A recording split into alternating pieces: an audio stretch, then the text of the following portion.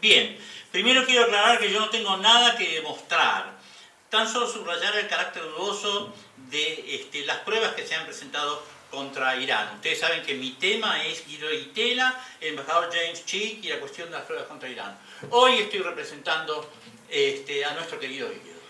Para mí es un honor muy grande, ¿no? Me produjo mucha emoción poder tomar esta oportunidad para presentar lo que fue el pensamiento de Guido en torno a este tema, ¿no?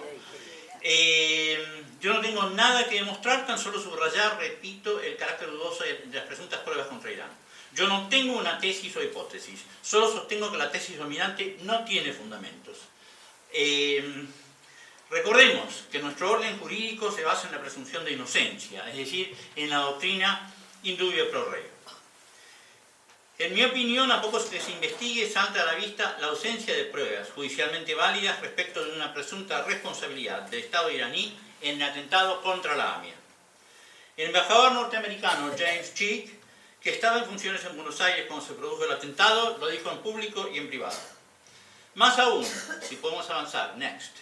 Charles Hunter, cuyo testimonio es importante porque era el jefe de la delegación estadounidense del Buró de Alcohol, Tabaco y Armas de Fuego, se trasladó a Buenos Aires 4 días después del atentado para investigar la explosión in situ y declaró que la evidencia parece demostrar que la explosión se produjo en el interior del edificio. Según la audiencia o hearing del 28 de septiembre de 1995 del Congreso de los Estados Unidos, lo cito, en el informe, lo traduzco, ¿no? Tengo aquí el párrafo en inglés. En el informe a sus superiores se preguntó por qué los edificios vecinos presentaban escasos daños. Estas dudas se incrementaron cuando pudieron observar personalmente que en un edificio cercano a la AMIA, en Pasteur 611, parte de la mercadería había sido lanzada al exterior del comercio, como si la ola expansiva se hubiera originado en el edificio de la AMIA. Si la explosión hubiera ocurrido en la puerta o la entrada, la mercadería hubiera sido despedida hacia la parte de atrás del local, cierro comillas. El informe de Hunter también habla de la obstaculización de sus investigaciones por parte de la policía argentina. El informe termina con una referencia al hecho de que, a pesar de los datos aportados por Hunter, sus superiores en el Departamento de Estado optaron por otra versión de los hechos. Como buen empleado, y ya cumplido su deber, a partir de ese momento, Hunter cayó. Pero no sin antes hacer llegar su trabajo a quienes tendrían la oportunidad de presentarlo en la audiencia del Congreso. Ya fuera del ámbito del Poder Ejecutivo, por su propia autoridad, el Poder Legislativo publicó el resumen del informe Hunter, al que ahora tenemos acceso. Todo está documentado en el informe del Congreso, titulado Terrorism in Latin America, AMIA Bombing in Argentina. Se descarga fácilmente de Internet del sitio del mismísimo Congreso norteamericano. La información referente al informe Hunter, que era secreto, fue proporcionada al Congreso por el rabino Avi Weiss. A su vez, el rabino y su interlocutor, Gabriel Levinas, recibieron información secreta de manos del propio Hunter, que leyó lo escrito antes de que se presentara ante el Congreso y que nunca acusó a estos de falsedad. Por otra parte, esta audiencia del Congreso también contiene indicios respecto de las motivaciones de Estados Unidos para inculpar a Irán. Estado propiciador del terrorismo internacional. Y como ustedes saben, el presidente ha aumentado las sanciones norteamericanas contra él mismo, con un embargo completo contra todo intercambio comercial con Irán. Nosotros esperamos que otras naciones respondan similarmente para agravar las sanciones y hacerle claro a Irán que este tipo de comportamiento no es propio del mundo civilizado. Cierro las comillas. La imputación, ahora sigo hablando yo, la imputación de que Irán es el principal impulsor del terrorismo internacional es por lo menos temerario, especialmente si tenemos en cuenta que la principal fuente de terrorismo internacional es la península arábiga, frecuentemente con apoyo norteamericano. Este es el caso por lo menos desde los tiempos del presidente Carter, cuando por consejo de Brzezinski se optó por financiar y armar a mujahidines en Afganistán para desestabilizar la ocupación soviética de ese país. Por cierto, esta declaración de Wilcox demuestra lo poco creíbles que son los diplomáticos cuando se expresan en representación de sus gobiernos. Frecuentemente su misión consiste en falsear la verdad. mentir por razón de Estado. Diferente es el caso de lo que dicen los diplomáticos en despachos confidenciales a sus cancilleres. Vayamos adelante. Y es aquí donde se vuelven cruciales las cartas del embajador James Chick.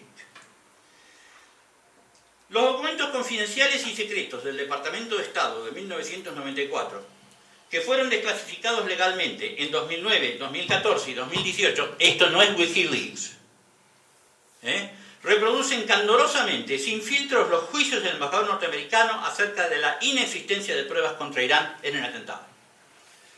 Por ejemplo, en septiembre de 1994, en un despacho secreto desclasificado legalmente 15 años más tarde, el embajador Chick se dirige al mismísimo coordinador de contraterrorismo del Departamento de Estado, el embajador Will Wilcox, de quien venimos hablando, con el objetivo de prepararlo a él y a su equipo para una próxima visita a Buenos Aires. En ese documento, que es parte del cual está acá proyectado, que es para consumo interno, que es secreto, y que Wilcox no desmiente, Chick dice, lo cito entre comillas, aunque un papel iraní se da generalmente por sentado, no hay evidencia dura del mismo, y el caso del gobierno argentino se basa principalmente en el testimonio del desertor iraní Mohammad, que carece de credibilidad local e internacional. Cierro comillas. Por otra parte, especialmente interesante resulta una parte del párrafo siguiente de este documento, donde se dice, while President Menem makes tough-sounding statements to the press about Iran's role, Foreign Minister Ditella appears engaged in a damage control effort to prevent an escalation of the current war with Tehran. Es decir, mientras el presidente Menem hace declaraciones duras a la prensa acerca del papel de Irán, el ministro de Relaciones Exteriores Ditella parece dedicado a un esfuerzo de control de daños para evitar una escalada de la actual guerra de palabras con Teherán. Es decir, que Guido estaba en otra. Debo agregar también que en ningún momento se habla de una autoría iraní del atentado, ¿no es cierto?, sino de posible complicidad iraní con el mismo. Y hay párrafos enteros del documento que permanecen secretos, es decir, rodeados por una línea y vacíos de texto. Fíjense ustedes, miren eso, ¿ven eso? Ese recuadro es un recuadro hecho por la autoridad desclasificadora que marca lo que sigue siendo secreto. Inmediatamente después de lo dicho respecto de Ditella. Esto es algo que todavía es demasiado duro para nuestros castos ojos y oídos. Es decir, bueno, allí, si pasamos al documento 2, pasemos al documento 2, ¿no es cierto? Bien, resulta de enorme interés el cable del secretario de Estado en Washington a la Embajada de Buenos Aires, resumiendo la reunión del 29 de julio de 1994 entre el secretario de Estado interino, Strobe Talbot, con Guido Ditella. Este cable fue revisado en 2009 por la autoridad competente, que ordenó su desclasificación recién para agosto de 2018. Es decir, que su apertura pública tiene menos de un año. Hay párrafos enteros que permanecen secretos, aunque para nuestros fines, en este momento, la información desclasificada es clave. Miren esos recuadros. Eso es lo que permanece secreto. Allí Ditella dice al secretario de Estado interino que, previo a ninguna investigación, el secretario de Estado, Warren Christopher, el primer ministro israelí, Yitzhak Rabin, y el palestino Yasser Arafat habían inculpado a Hezbollah y a Irán. Punto seguido, en el documento, ya ven, está este párrafo vacío con información censurada, y en la segunda página dice: Ditella enfatizó que la Argentina no acusaría a nadie sin evidencias adecuadas y que su gobierno no se saltearía el proceso judicial. Cierro comillas. A partir de este punto hay un rectángulo con 9 líneas censuradas, o mejor dicho, que permanecen secretas por decisión de la autoridad de desclasificación. Más abajo Talbot aseveró que Irán, Libia, Irak y Corea del Norte son estados canalla y que los iraníes han demostrado consistencia en su apoyo al terrorismo. Ambos, Talbot y Di Tella, estuvieron de acuerdo en que el terrorismo debía estar en la agenda de la Cumbre de las Américas. Pasemos al documento 3. Existe una importante cantidad de documentos norteamericanos de este tenor. De interés especial es el de agosto de 1994 del embajador Chick al secretario de Estado Warren Christopher, donde emerge claramente el clima de posverdad que caracterizaba a la política norteamericana respecto de la investigación del atentado. No nos sorprendamos de lo que pasó acá cuando vemos lo que pasó allá.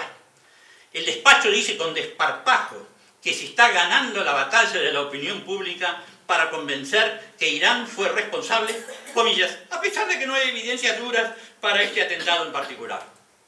Es decir, dice, the battle for public opinion has been, at its heart, an effort to demonstrate that Iran deserves condemnation for its state-support of terrorism, even without hard physical evidence of its involvement in this specific attack. Cierro las comillas. Es decir que, como había conocimiento del involucramiento iraní en otros atentados terroristas, había que convencer a los argentinos de que Irán era responsable también de este. Esto es lo que se desprende de la correspondencia secreta oficial desclasificada legalmente, como dije, entre 2009 y 2018. Lo importante no era descubrir la verdad, sino aislar políticamente a un enemigo de Estados Unidos e Israel, echándole la culpa de ese acto terrorista con el argumento de que está demostrado que cometieron diversos actos terroristas en el mundo.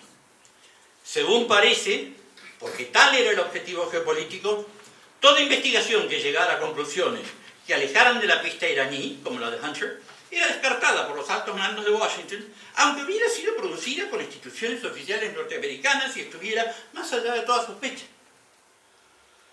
Por otra parte, este mismo cable confirma la participación del primer ministro israelí, Rabin, en las presiones efectuadas para conseguir que la Argentina culpe a Irán. El cable dice textualmente, pasemos a la siguiente imagen, por favor. Shortly after the July 18 Amir bombing, Prime Minister Rabin and the Israeli spokesman first made the accusation that the terrorist attack was the result of Iranian support for an international system of Islamic extremism. Paso al castellano. Es decir, poco después del atentado del 18 de julio contra Ramia, el primer ministro Rabin y voceros de Israel se anticiparon a hacer la acusación de que el ataque terrorista era el resultado de apoyo iraní a un, comillas, sistema internacional de extremismo islámico. Sigue diciendo el cable. Estos comentarios han sido repetidos durante las últimas 5 semanas por diversos voceros argentinos y norteamericanos, a medida que la investigación sobre la AMIA avanzaba despaciosamente. Desde que estas acusaciones emergieron, Irán ha sido igualmente vociferante, negando su culpa e imputando un complot anti-islámico a sus acusadores. Esta batalla pública ha continuado hasta el presente, aunque en la Argentina por lo menos las protestas iraníes de inocencia están sonando más huecas que nunca a la luz de la creciente presión internacional para condenar a Irán abiertamente por su apoyo al terrorismo. Cierro comillas. La batalla por la opinión pública, pongo esas palabras entre comillas, pues, estaba siendo ganada por Washington y por Jerusalén. Digo Jerusalén, los cables dicen Tel Aviv, pero yo reconozco a Jerusalén como capital de Israel. Estaba siendo ganada por Washington y Jerusalén, a pesar de que en forma secreta Washington confesaba la inexistencia de pruebas sólidas contra Teherán. En este caso específico de terrorismo internacional, claro está. Sigamos a la siguiente imagen. El cable de Mentas continúa informando sobre las dudas oficiales respecto del carácter y testimonio del exfuncionario iraní Mohammad, entonces la principal figura de las acusaciones argentinas contra Irán. Y agrega, comillas, estos escépticos han incluido al ministro de Relaciones Exteriores Di Tella y a funcionarios norteamericanos en intercambios privados e incluso en intercambios diplomáticos con los argentinos. ¿No? El ministro de Relaciones Exteriores también ha intentado suavizar la presión del público y la presunta presión de Estados Unidos para romper relaciones con Irán, enfrentándose por momentos a declaraciones del presidente Menem que amenazaba con tales acciones. Los cables nos documentan cierto enfrentamiento leve entre el canciller y el presidente. Pasemos a la próxima imagen. Por fortuna, sigue diciendo el cable, estos intentos de exculpar al régimen iraní, o por lo menos de mitigar las acusaciones contra él, han sido neutralizados en varios niveles. Afirmaciones por el secretario Christopher llamando la atención sobre vínculos demostrados de Irán con el terrorismo mundial y su posible involucramiento con el ataque contra la AMIA han generado exigencias de disculpas por parte de Irán. Un flujo permanente de comentarios públicos que subrayan los vínculos iraníes con el terrorismo por otros voceros de alto nivel han funcionado como un eco de los dichos del secretario de Estado. Estas declaraciones han resonado en la prensa y opinión pública argentina. Resulta claro, pues, que nos encontramos frente a una campaña de relaciones públicas que poco tiene en común con una búsqueda de verdad respecto a la autoría del atentado. Los objetivos de Washington y Jerusalén eran geopolíticos, no estaban inspirados en la justicia, y Di Tella no les hacía el juego. Pasemos al documento 4. Por si acaso fuera necesario, estos hechos quedan confirmados una vez más en un cable de agosto de 1994 de Chica al Departamento de Estado, desclasificado en 2009, donde se informa que el juez Galeano, ya sabemos quién es, había identificado a los sospechosos iraníes de haber participado en el atentado. En ese contexto se dice, cito entre comillas, el ministro de Relaciones Exteriores Guido Di Tella dijo a los periodistas que el gobierno argentino no está totalmente convencido del involucramiento de diplomáticos iraníes en el atentado contra la AMIA. Según informó la prensa, Di Tella dijo que en el caso hipotético de que tales pruebas existieran, comillas, lo único que hará la Argentina es pedir su remoción, pero esto no quiere decir que vamos a romper relaciones. Cierro las comillas dentro de las comillas. Sigue diciendo el documento. Di Tella supuestamente dijo que el gobierno argentino no actuará bajo presión de la opinión pública, ni lo hará sin analizar las consecuencias de medidas mal aconsejadas. El cable también informa, comillas, existe una tremenda presión política sobre el gobierno argentino para el arresto de los responsables del atentado.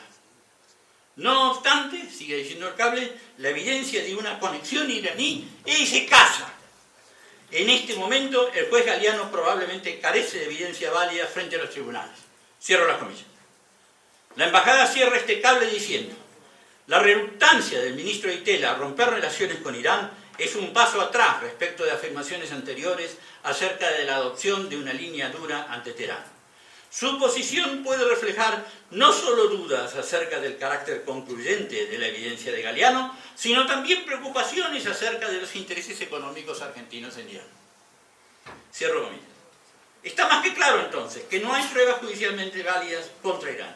O dicho de otro modo, que la evidencia, comillas, siempre fue tenue.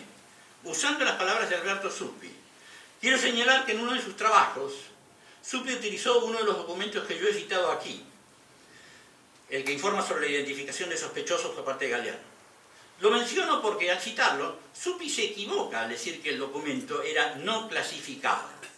El cable era confidencial y fue desclasificado por el señor Norman Bolton, la autoridad competente del Departamento de Estado, el 18 de diciembre de 2009, con el número de casos 200.906.077.